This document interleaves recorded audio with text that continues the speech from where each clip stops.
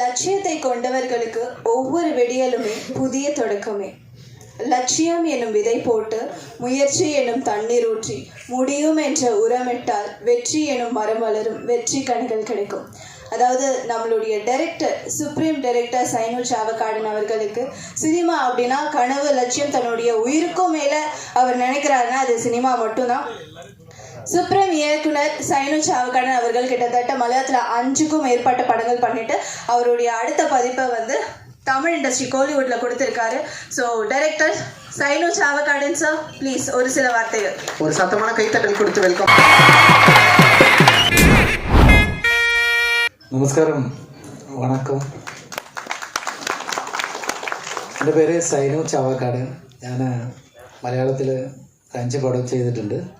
പടം പിടിച്ചിരിക്കുന്നത് ഇപ്പോൾ RK വള്ളിമേகம் என்னோட ஃபஸ்ட்டு தமிழ் மூவி. நான் உங்களெல்லாம் கூப்பிட்டு நீங்கள்லாம் வந்துச்சு, சேனலு கட்சிக்காரங்க நிறைய இங்கே நம்மோட டெக்னீஷியன்ஸு அது எல்லாமே இங்கே இருக்கும். பெரிய டெக்னீஷியன்ஸு எல்லாருக்கும் என்னோட கோடி கோடி நன்றியும் என்னோட பாசமும் உங்களுக்கு இருக்கும். அது மட்டும் இல்லை, இந்த இடம் இந்த இடத்தை பற்றி நான் முன்னாடியே கேள்விப்பட்டிருக்குது. இந்த இடத்துல இப்படி வந்து நிற்கிறதுக்கு, அது சரி பிரசாத் ஸ்டுடியோ, இந்த இடம்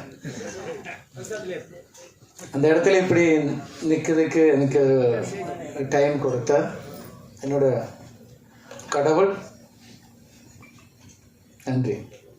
இந்த படம் பிடிக்கிறதுக்கு எனக்கு ப்ரொடியூசர்ஸ் அதை பற்றி முன்னாடி சொல்லிடுச்சு. என்னோட மலையாளம் தமிழ் கொஞ்சம் பிரச்சனை தெரியுதில்ல, മനസ്സിലാവുന്നുണ്ടാ? சரி சரி മനസ്സിലായോ? മനസ്സിലാവുന്നുണ്ട്. ഞാൻ ആക്ഷൻ கூட போட்டிருக்கு, அதனால புரிஞ்சிருக்கும். അപ്പോൾ இந்த படம் மலையாளத்தில் படம் செய்யும்போது தமிழில் அடுத்த மூவின்னு சொல்லிட்டு அந்த ஸ்கிரிப்ட் சொல்லும்போது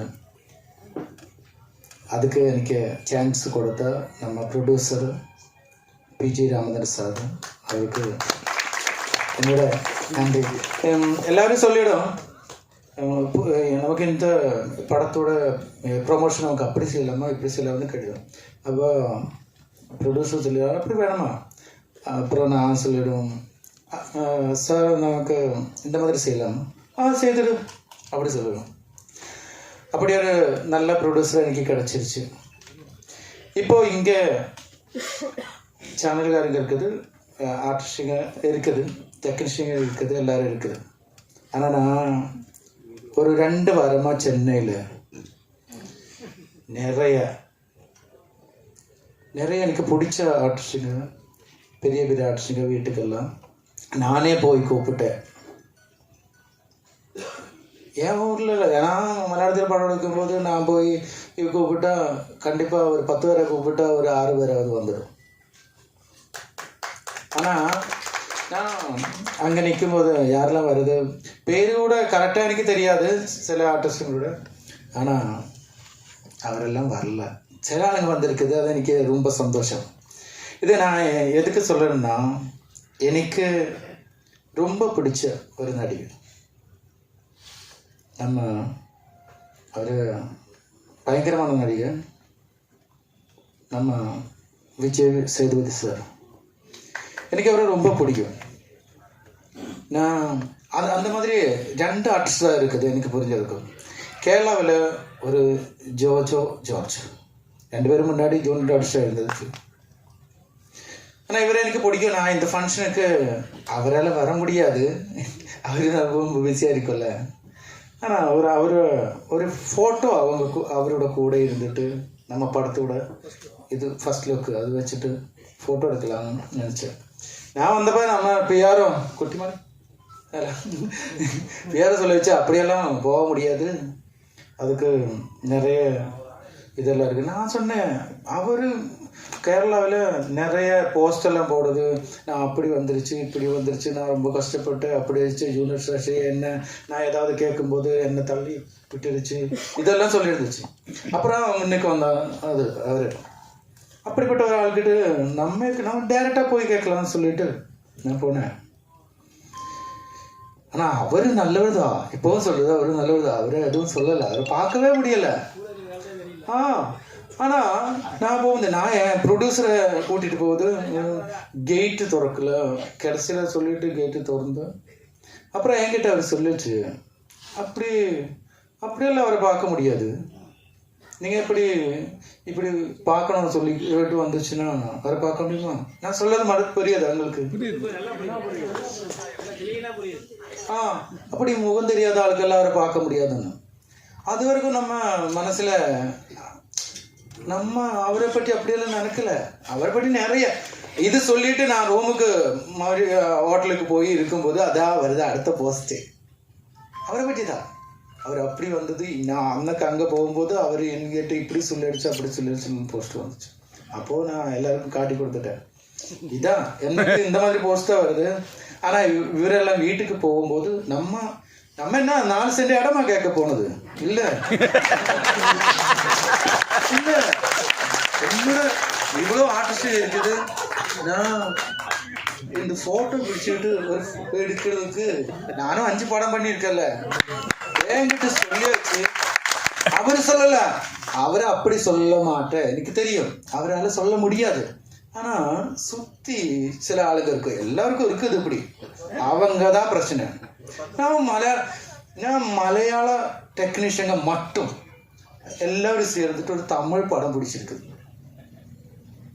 தமிழ் படம் இங்கே நிறையா படம் வருது, மஞ்சள் பாய்ஸ் வந்துருச்சு, நான் இருக்கிற ஊர் தான் அது, பிராமலு வந்துருச்சு, அவரெல்லாம் மலையாளத்தில் படம் பிடிச்சி வந்துச்சு.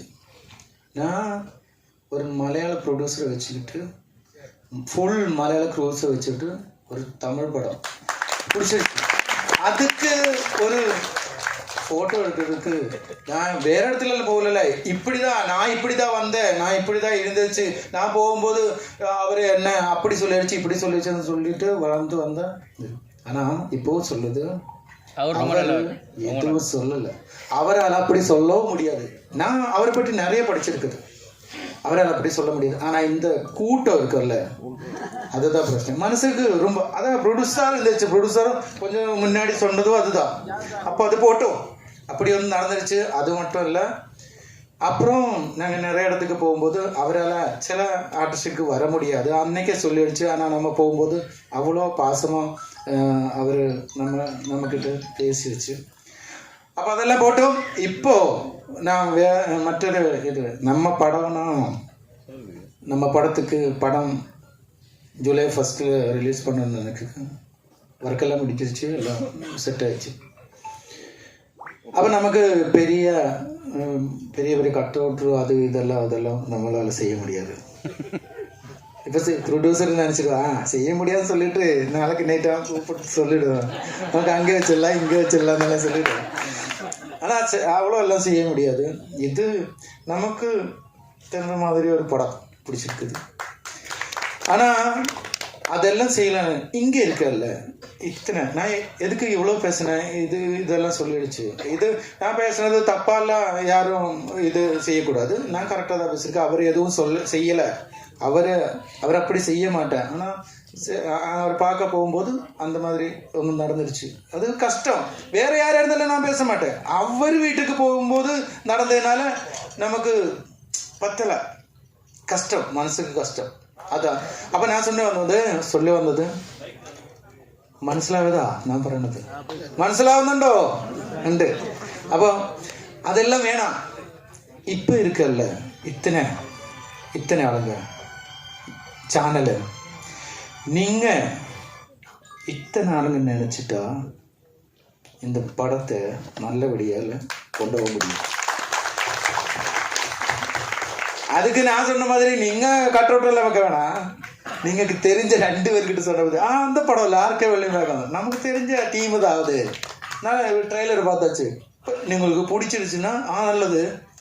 நீங்கள் இப்போ இந்த எடுக்கிறது இதெல்லாம் சாதாரணமாக நீங்கள் எடுக்கிறது அது போட்டுக்கிட்டு சரி வந்துருச்சு, உங்களுக்கு கண்டென்ட் வந்துருச்சு, லிங்க் வந்துருச்சு, இதெல்லாம் எல்லாமே உங்களோட மூவி நினச்சிக்கிட்டு நீங்கள் நினச்சிட்டா இந்த படம் நம்ம நினைக்கிறதுக்கு மேலே போயிடும். அதுக்கு உங்க மட்டும்தான் இருக்குது. எனக்கும் இந்த மலையாள குரூஸனும் ப்ரொடியூசருக்கும் நீங்களால செய்ய முடிஞ்சது நீங்க இந்த படத்துக்காக செய்யணும். அது மட்டும்தான் நான் சொல்லுது. எல்லாருக்கும் தனித்தனியா நிறையா இப்போவும் மேடைக்கு கூப்பிடாம நிறைய ஆளுங்க இருக்குது. யாரு பேரெல்லாம் விட்டு போனதெல்லாம் மன்னிச்சுடு. எது இருந்தாலும் எல்லாருக்கும் நன்றி. வந்ததுக்கு எல்லாத்துக்கும் நன்றி.